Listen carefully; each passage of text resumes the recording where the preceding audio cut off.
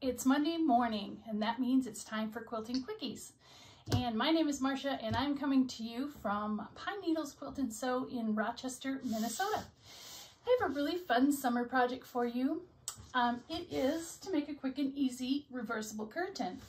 Sometimes when we're making quilts, wall hangings, things, crafty things, sometimes it'd be kind of fun, especially if you're making a quilt for your bed, to have a matching valance for your window. So today I'm going to show you how to make a really fun and easy reversible valance. And I have made one here. This one I just kind of have it haphazardly pinned up here. This one is for my bathroom. Whoopsie. And I'm going to show you how to make this. So you can see this side is like this. But it is also totally, this is kind of a big one, reversible. The one I'm making next is a little smaller. So you can see that you have the little print up here and the wavy lined fabric down here. And you can do it this way as well. And what you don't know right now here is there's a rod pocket in here too. So that's what makes it reversible. There's actually 3 or 4 ways that you can use this curtain, and at the end of this video I'm going to show you on my window several different ways that we have used this curtain. So for today I am going to make one for my laundry room. My laundry room is orange. Walls are painted orange. So you have to pick 2 different fabrics for your reversible curtain. And we are using this pattern. This is by the Quilt Company. And you can see my rotary cutter got in the way when I was cutting. Have you ever had your patterns underneath of things and you accidentally cut into them? Oh my gosh, I'm glad it was only this tiny little bitty corner. So anyways, this is by Karen Montgomery of the Quilt Company. And I'm going to tell you at the end how you can get one of these patterns as well. So we picked two different fabrics, and on here there is a formula that you use. And the formula for making the curtain is, first you're going to measure the rod. And the rod here for my laundry room, it's a little bit of a smaller one. So it's 30 inches. So you take the 30 inches would be measurement A, and you're going to take measurement A, multiply it times 3. So 30 times 3 would be 90. And then you're going to divide measurement B by 2. So 90 divided by 2 is 45. And then you round that to the nearest yardage. So you round it up to the next 4th yard. So for this, I'm going to need 1 1/4 yards of 2 fabrics to fill this curtain rod. So I have already cut these fabrics here, and I'm going to show you how to trim them down. So I have the 1 1/4 inch fabrics here, and what I have done is just put them all together like this. So I know they're exactly the same size, and I have them all together like this. And what we need to do first is all of these cut edges, or all of these folded edges, see how I have them in here? We need to cut a little bit of this off, just like we do when we're cutting a half yard into fat quarters.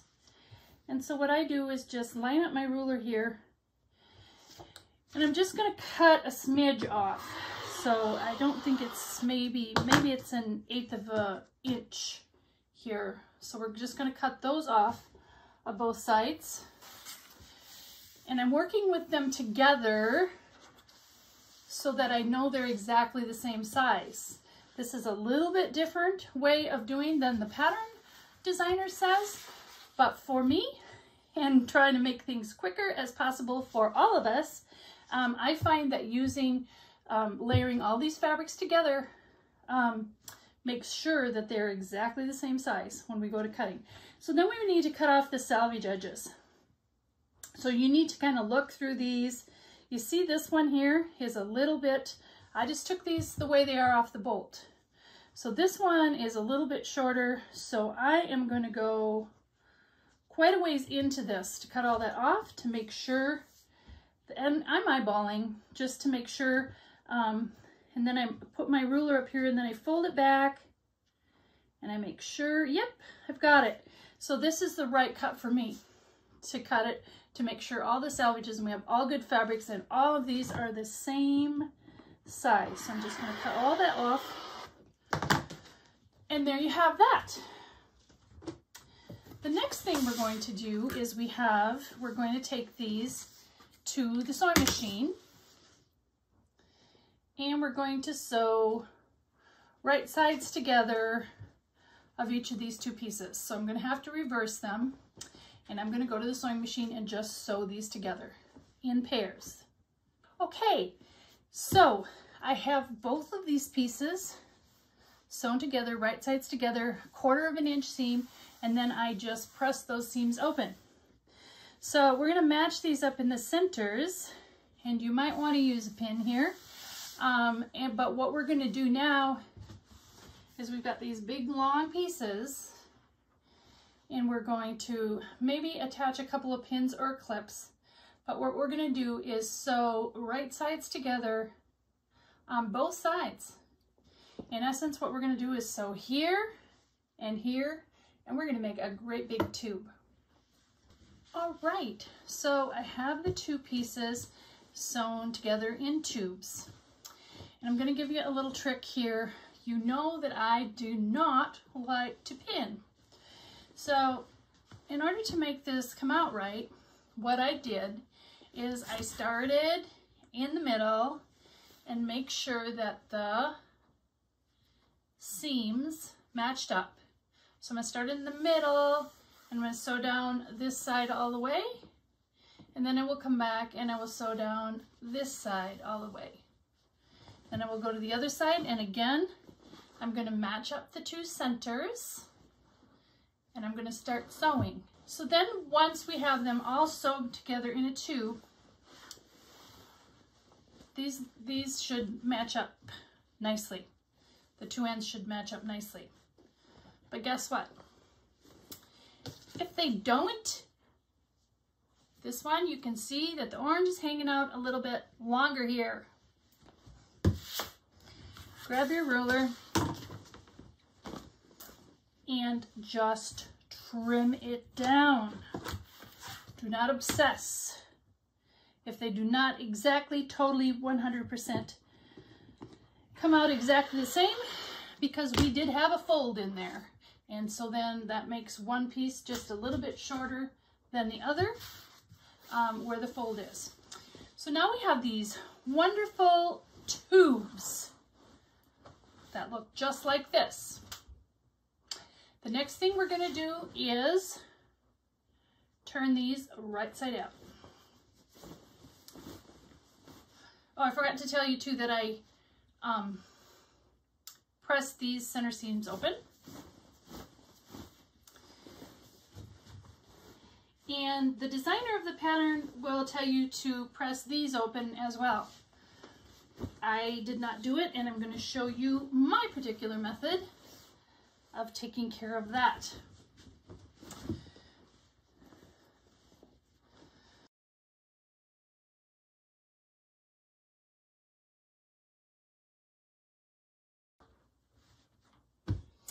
Once we kind of get this all wrestled down and turn it, you need to have 3 inches on the top, and that will equal 3-inch piece on the bottom like this.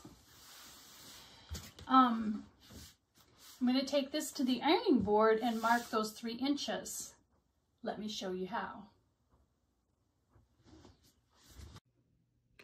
Okay, so here I am at my sewing machine, and I'm just getting ready to stitch in the ditch. So we're just going to keep our seam right in there, in between the two. We're going to go all the way down. We have stitched in the ditch on both sides of our curtain. And now we're going to make a rod pocket. And depending on the size of your curtain rod, this can be anywhere from 2 to 3 inches for the bigger decorator rods. My little skinny rod here is not very big, so I'm going to do it at 1.5 inches. So the designer of the pattern has you marking all of the way along here. I'm going to just show you a really easier, faster way to do it. So what I have here is a measuring gauge, and it just hooks into the back of my foot here. It looks just like this. Whoa! Looks just like this. And you just put that on there, and you put this where you need it to be, and you can see that if I put it right up against there, that is at exactly the 1.5 inch mark. And if I take that away and I set my foot and I start stitching, I'm going to keep that right along that edge all the way down. Isn't that amazing? You don't have to mark. This does all the work for you. Talk about quilting quickly. Right here it is. So we're going to do that on both sides. We're going to do 1.5 inch rod pocket on both sides. So here you can see I have my rod pocket stitched. Can't really see it as good on the white as you can on the orange. On both sides of the curtain, on both the top and the bottom. And there is one more thing that I'm going to add that isn't in the pattern. And this, I think, comes back from my old 4-H days when we made some curtains. We had to put just 1/4 inch of just some top stitching up here at the top. And you will find that kind of keeps this a little bit stiffer, and the ruffle at the top, or the head of the curtain, it gives it doesn't get the droopsies quite as easy, and also after you wash it, it holds its shape better. So we're going to just stitch 1/4 inch all the way along these top parts, both the top and the bottom. The last thing we're going to do here at the sewing machine is to stitch about 1/8 inch away from this top ruffle, not the rod pocket, all the way down about 1/8 inch. Leave the other rod pocket open, and then stitch along here too. Okay, so there we have it. We have the curtain all sewn together, and we did the rod pockets on both sides, and then I had you stitch 1/4 inch on the top of each, top and bottom actually, just for a little added stability, and that keeps everything in shape too after you wash it a couple of times. So let's put the curtain rod in here and see what we have, shall we? Now I know some of you on those last videos that I did, I was doing them with my phone, and I was also trying to sew, hold my phone and sew at the same time, and on the sewing machine. So it was a little bit weird, a little bit wobbly. I'm going to have to ask my very good friend Keely, who helps me to do all of these every week. Helps me, she puts them together. I send her the clips of the videos. I'm going to have to ask her what kind of attachment I need for my sewing machine so I can use both hands and video at the same time. Maybe some of you know what I need. Back in the first days when we were doing the quilting quickies, I never went to the sewing machine, but it is kind of fun to go and show you a little bit, and especially that tool, so you don't have to draw the lines. That is also an awesome thing, like if you're doing cross hatching or any kind of quilting like that as well. So here we have it. This can be hung this way or this way, or if we put the rod pocket down here, we'll have another totally different look. I am gonna, at the end of the video, I'm gonna show you on my actual laundry room curtain, some different ways of hanging this, and I'll have some pictures in there to show you. I think there's 3 or 4 different ways that you can use this curtain, and how much fun. And wouldn't it be fun to do maybe some holiday curtains for your bedroom? You know, it's always kind of been, I don't know if you call it a dream. It's not really a dream, but it's a lofty goal, is to have, now I have a king size bed, is to make 4 seasons of quilts for my bed, plus curtains to match. Will I get it done? I don't know. Probably not. Maybe I will. We'll have to see. It has always been something since I've been in my 20s that I thought would be really neat to have a seasonal bedroom. But anyways, I have to stay busy making these kind of things and things for the store.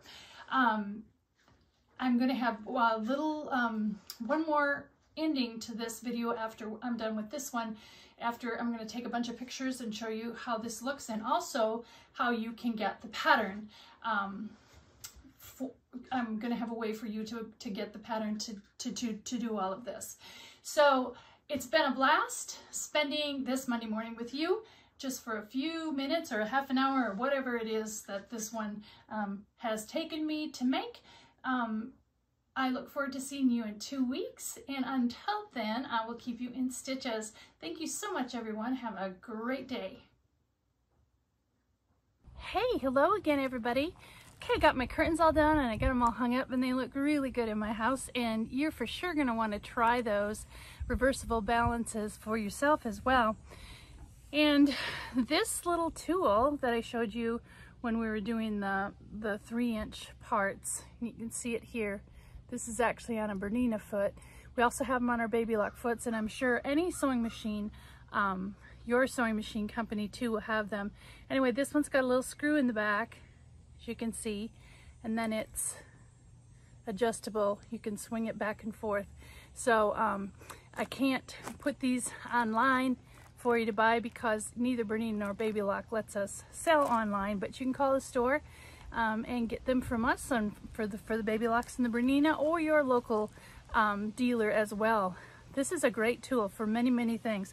I'm going to be using it again later too. So so the other thing I told you about was that I was going to give you an opportunity to be able to get the pattern for free from the quilt company for the reversible valance. And I happen to be beautiful up here. My husband and I came up to the cabin for the weekend, so I don't have the pattern with me because I had it done. But you can order either online. So if you're going to order online and you want the pattern, it's free with 2 yards of fabric. So you buy any 2 yards of fabric in the web shop and put in the comments Quilting Quickie, and they'll include that pattern for you for free. And if you're in the shop and you're picking up a couple yards of fabric, just at the checkout say Quilting Quickie, and the girls will give you the pattern for the valance, reversible valance, for free. Or if you just want to buy it, it's $2.50. But you might as well pick up some fabric to go along with it, because then the shipping will be free too. So that's how you can get that. And then I just wanted to give you a sneak peek. The girls have things all ready for me to make our next Quilting Quickie, and I'm going to give you a peek. It's this mini Poppins bag, and they've made me some really pretty, picked out some really pretty summer batiks to make this out of. So that's going to be the next time in 2 weeks on the Quilting Quickie. Thank you so much for joining me, and have a great day. We'll see you next time in 2 weeks on Monday morning Quilting Quickies at Pine Needles Quilt and Sew in Rochester, Minnesota. Thanks again, everybody.